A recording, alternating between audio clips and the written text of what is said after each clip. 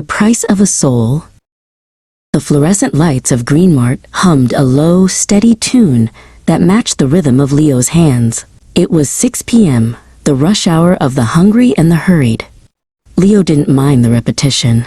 Every barcode scanned was a step closer to his tuition for the fall. He treated every customer with a small, tired smile, finding dignity in the honest weight of the shift. The automatic doors hissed open, admitting a gust of humid air and the sharp click of designer heels. Ayla moved through the aisles like she owned the air everyone else was breathing. She didn't look at the shelves so much as she judged them, tossing items into her cart with a flick of her wrist as if she were doing the store a favor by shopping there.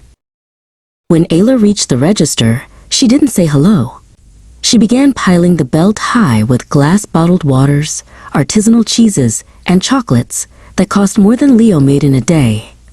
She tapped her fingers impatiently on the counter, her eyes fixed on her reflection in the glass of the refrigerator case nearby. "Could you move any slower?" Ayla sighed, finally looking at Leo. She took in his worn uniform and the name tag pinned slightly crookedly. "I suppose this is the highlight of your day, isn't it? Sliding things across a scanner. I can't imagine having such a limited horizon. My father says people like you are just part of the machinery." Leo felt the sting of the words, but he didn't let his hand shake. He kept his voice level and his gaze soft. "Everyone has a role to play, ma'am. I'm just here to make sure you get what you need." He continued scanning, his professionalism acting as an invisible shield against her sharp edges. The total flashed on the screen, a small fortune for a single grocery run. With a smirk, Ayla pulled a shimmering gold credit card from her designer wallet and swiped it with a flourish. She didn't even wait for the prompt, already reaching for her bags, as if the transaction were a mere formality. Ayla's smirk vanished. "Try it again," she snapped, her voice rising. "The machine is clearly broken. Do you have any idea who I am?" "That card has no limit." Leo swiped it again, but the result was the same. A line was forming behind her, and the whispers of other shoppers began to fill the air. Her phone buzzed frantically in her pocket. Ayla pulled it out, her eyes widening as she read a news headline. "Investments frozen. Federal audit targets empire." Her hands began to tremble. The gold card, once a symbol of her power, was now just a useless piece of plastic.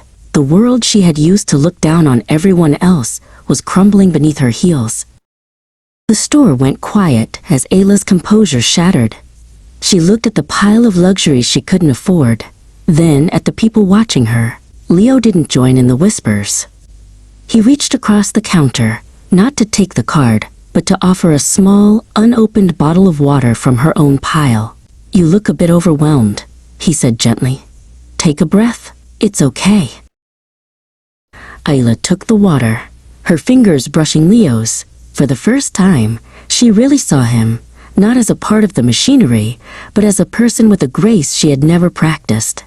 She left the store without her luxury goods, walking out into the evening air. She was poorer in pocket, but for the first time in her life, she felt the weight of something far more valuable than gold.